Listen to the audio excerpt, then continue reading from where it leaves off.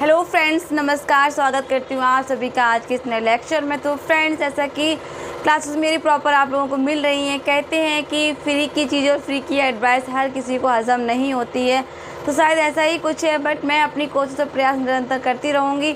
एक क्लास को करने में या कोई भी काम करने में मेहनत तो लगती ही है। बस हमें जब कोई चीज़ फ्री में मिल जाती है तो शायद हम उसकी वैल्यू कम समझ पाते हैं, लेकिन ये नहीं सोचते हैं कि उसके पीछे मेहनत कितनी की गई होगी और कहीं ना कहीं उस मेहनत आपके लिए कोई अच्छे से पॉइंट्स, अच्छे से बिंदु आपको मिल जाते हैं।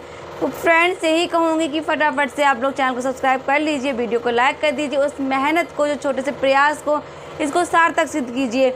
आज का जो मेरा लेक्चर है, जैसे कि मैंने PGT EMRS की क्लासेस ले रही हूँ, जो मेरी आप चैनल पर जाकर विज़िट कर सकते हैं। तो आज जो मेरा अगला लेक्चर है वो 11th क्लास की आरओ भाग एक को लेकर ही मैं पहले क्लास कंटिन्यू कर रही हूँ, ताकि कोई भी टॉपिक मिस ना हो। हर एक क्लास आपको टॉपिक वाइज मिले, कोई कन्फ्यूज़न क्रिएट ना हो, इसलिए मैंने पूरी क्लासेस को सीक्वेंस से लेकर चल रही हूँ। तो चलिए फटाफट से आगे अपनी क्लास को बढ़ाते हैं। जैसा कि मौसम आप सभी देख ही रहे हैं, गर्मी बहुत ज़्यादा है, लेकिन फिर भी हमें कहते हैं ना कि संघर्ष ही जीवन में क्या शानदार चमक लाते हैं। तो हमें संघर्ष करते हुए जीवन में आगे बढ़ना है। जीवन है ही संघर्षों का। हमें लगता रहता है कि हाँ, अब सुख आएगा, पर ये हमारी बहुत बड़ी भूल होती है। तो चलिए इस भूल के साथ सुधार करते हुए अपनी क्लास को हम स्टार्ट करेंगे। तो आज की क्लास अगला चैप्टर लेते हैं।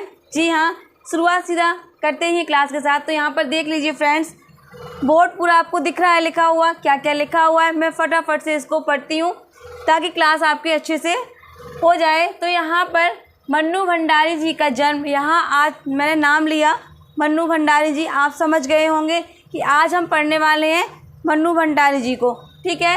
मन्नू भंडारी जी का जन्म 3 अप्रैल 1931 को भानपुरा, मंदसौर, मध्य प्रदेश में हुआ था।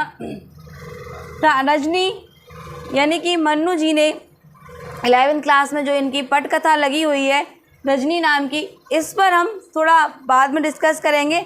पहले हम ये जो मुख्य और महत्वपूर्ण पॉइंट्स हैं उनको देख लेते हैं, फिर हम बाद में डिस्कस करेंगे कि मन्नू भंडारी जी ने जो पटकथा लिखी है रजनी, उसमें क्या है, किस तरह से उसको चीज़ों को दर्शाया गया है। तो फटाफट से देख लेते हैं।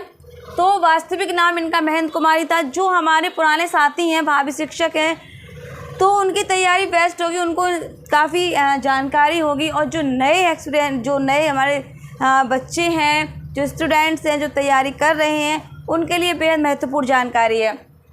तो वास्तविक नाम महेंद्र कुमारी था इनका, किसका? मन्नू भंडारी का। इनके पिता सुख संपत्ति राय थे। इन्हीं के पिता का नाम क्या था? सुख संपत्ति राय। और ये भी क्या थे? ये भी एक अच्छे लेखक थे, ठीक है। मन्नू भंडारी के पिता भी लेखक थे। लेखक होने के साथ साथ इनकी मानसिकता क्या थी और लेखिका के प्रति इनका क्या दृष्टिकोण था, इन्होंने अपनी आत्मकथा एक कहानी ये में भी पूरा वर्णन किया है, जो कि 10th क्लास में इनकी ये कहानी लगी हुई है। 10th में अगर TGT तैयारी कर रहे हैं तो उस कहानी को ज़रूर पढ़िएगा। बहुत अच्छी कहानी, नहीं सॉरी, आत्मकथा एक कहानी, यह भी मन्नू भंडारी की। तो उन्होंने उसमें अपनी पूरी पिताजी की मानसिकता की जो दृष्टिकोण रहा है पूरा वर्णन किया है। नई कहानी आंदोलन में जो नया मोड़ आया, उसमें इनका विशेष योगदान रहा। किसका? मन्नू भंडारी जी का। कि नई कहानी में जो आंदोलन, एक नई कहानी का छिड़ा, तो वहाँ पर इन्होंने अपना पूरा भरपूर सहयोग दिया। और इन्होंने अपने जो उपन्यास लिखे थे, 3 जो महत्वपूर्ण उपन्यास थे फ्रेंड्स, वो थे इनके महाभोज, आपका बंटी, 1 इंच मुस्कान। आप लोग नेट सिलेबस में JRF में लगे हुए हैं। महाभोज, आपका बंटी, 1 इंच मुस्कान, काफ़ी अच्छे उपन्यास। इन पर हम थोड़ा बाद में डिस्कस करेंगे, इनकी विषय वस्तु भी बताऊंगी मैं। तो देख लेते हैं यहाँ पर कि नई कहानी आंदोलन में जो नया मोड़ आया, उसमें इनका विशेष योगदान रहा। अपनी रचनाओं में आक्रोश, व्यंग, संवेदना से मनोवैज्ञानिक रचनात्मक आधार दिया। लेखिका ने यहाँ पर क्या किया कि अपनी रचनाओं के माध्यम से आक्रोश भी, व्यंग भी और संवेदना से मनोवैज्ञानिक क्या कि रचनात्मक आधार तैयार किया। नारी जाति को लेकर, नारी विमर्श को लेकर इन्होंने काफ़ी अच्छी लेखनी चलाई है हिंदी साहित्य जगत में, उपन्यास, कहानी, नाटक को लेकर। ये दिल्ली के मिरांडा हाउस में अध्यापिका रही। कहाँ पर? दिल्ली के मिरांडा। क्वेश्चन यहाँ पर आप साथ साथ क्वेश्चनों को भी बनाते चलिए। क्वेश्चन यहाँ से ऐसे बन सकता है कि मन्नू भंडारी दिल्ली के किस जगह से अध्यापिका रही। तो आपको पता होगा तो आप बता देंगे कि मिरांडा हाउस से, ठीक है। वहीं पर प्रेमचंद सृजन पीठ उज्जैन की अध्यक्षा भी रही। कहाँ पर? प्रेमचंद सृजन पीठ की ये कहाँ? उज्जैन में अध्यक्षा भी रही। कौन? मन्नू भंडारी जी। कहानियाँ इनकी कौन कौन सी हैं वो देख लेते हैं। त्रिशंकु 1960, यही सच है 1960, दोनों ही आपकी 1960 में है। त्रिशंकु भी 1960 है, यही सच भी 1960 है। और एक प्लेट सैलाब इनकी 1962 में है, ठीक है। मैं हार गई 1957 में है। ईसा के घर इंसान 1956 में है। कहानियाँ हैं इनकी। तीन निगाहों की एक तस्वीर 1958 में है इनकी। उसके बाद इनकी जो कहानी संग्रह महत्वपूर्ण है वो देख लेते हैं। कहानी संग्रह में मैं हार गई 1957 में, एक प्लेट सैलाब 1968 में। जी हाँ, कहानियाँ और कहानी संग्रह दोनों के नाम सेम ही हैं, बस चेंज हुई है तो क्या इनकी डेट चेंज हुई है वो आपको ध्यान में रखनी है, क्योंकि ये कहानी संग्रह इन्होंने इन्हीं को बनाया है। तो यहाँ पर मैं हार गई 1957, ठीक है। फिर यहाँ पर एक प्लेट सैलाब 1968, यही सच 1966। यहाँ पर आपने यही सच पढ़ा था 1960, और यहाँ पर क्या है 1966, 1966। त्रिशंकु 1978, यहाँ त्रिशंकु आपने पढ़ा था 60। ये कहानी, ये क्या है आपके कहानी संग्रह है। ये ध्यान रखने वाली चीज़ है कि इनकी कहानी संग्रह त्रिशंकु 1978। वहीं पर इन्होंने नाटक जो लिखी है, बिना दीवारों का घर 1966 में, ठीक है। महाभोज नाट्य रूपांतरण, महाभोज उपन्यास भी है और इनका एक नाट्य रूपांतरण भी इन्होंने किया है। तो यहाँ पर आत्मकथा एक कहानी, यह भी 2007 में इन्होंने लिखी, तो ये भी महत्वपूर्ण है, 10th में लगी हुई है CBSE बोर्ड में। तो यहाँ पर हम थोड़ा सा डिस्कस करेंगे इनके जो 3 उपन्यास हैं। महाभोज, आपका बंटी, विषय वस्तु इनकी क्या क्या रही है। महाभोज में दिखाया गया है किस तरह से अपराध और राजनीति एक दूसरे पर हावी हो जाते हैं, तो काफ़ी अच्छा उपन्यास है महाभोज, नेट सिलेबस में लगा हुआ है।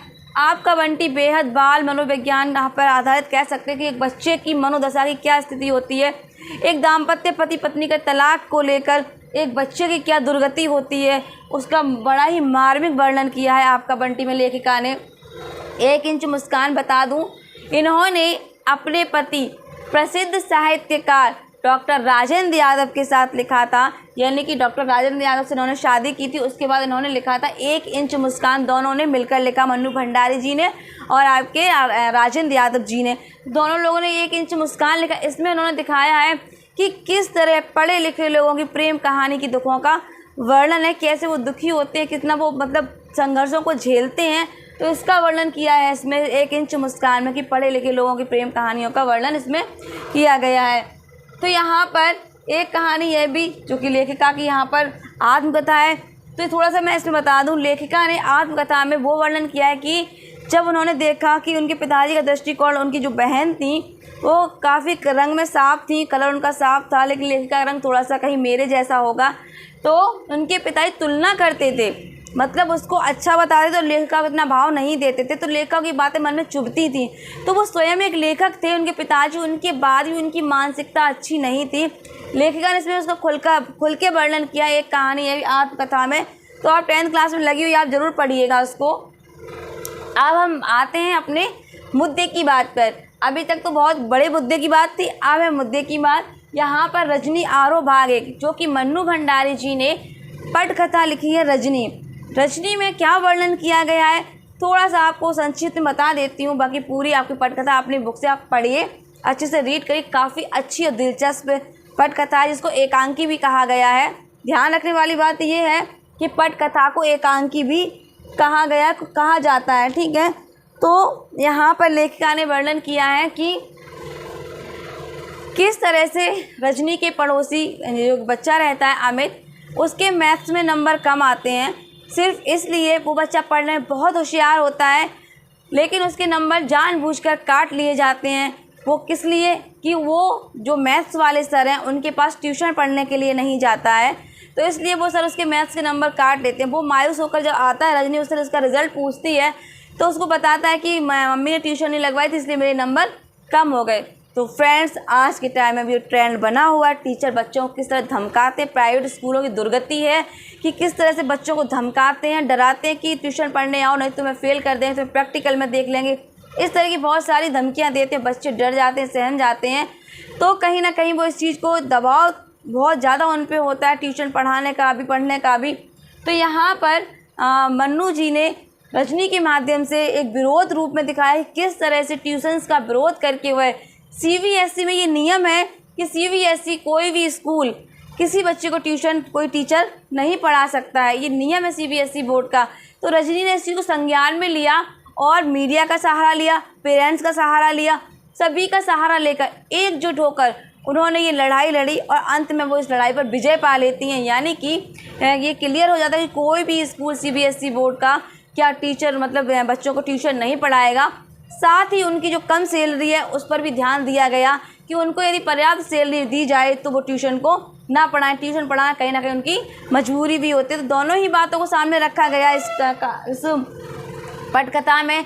तो रजनी के माध्यम से किस तरह से इंसाफ मिलता है, CBSE ट्यूशन्स पर रोक लगती है, सरकार और रिपोर्टर जो होते हैं पत्रकार के माध्यम से सफलता मिलती है। तो संक्षिप्त में ये कहानी मैंने बता दी, आप पूरी कहानी अच्छे से पढ़ लीजिए, समझ लीजिए। काफ़ी अच्छी कहानी पटकथा है, मैं कहानी बोल रही हूँ, पटकथा एकांकी दोनों ही बोल सकते हैं।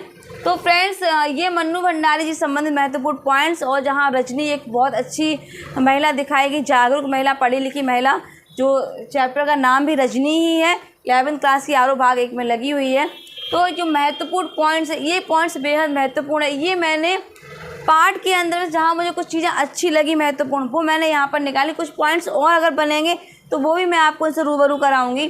तो आज की क्लास के लिए जो मैंने बोर्ड पर लिखे हुए पॉइंट्स हैं, इनको ज़रूर ध्यान से पढ़िए। कोई ज़रूरी नहीं है, कोई जल्दबाजी नहीं है कि आप बहुत जल्दी भाग भाग के पढ़ें। आप जब भी समय मिले, जब भी आप तसल्ली से बैठ के 5 मिनट 10 मिनट की क्लास ज़रूर देख लीजिए। हो सकता है ये क्लास आपकी ज़िंदगी बदल दे।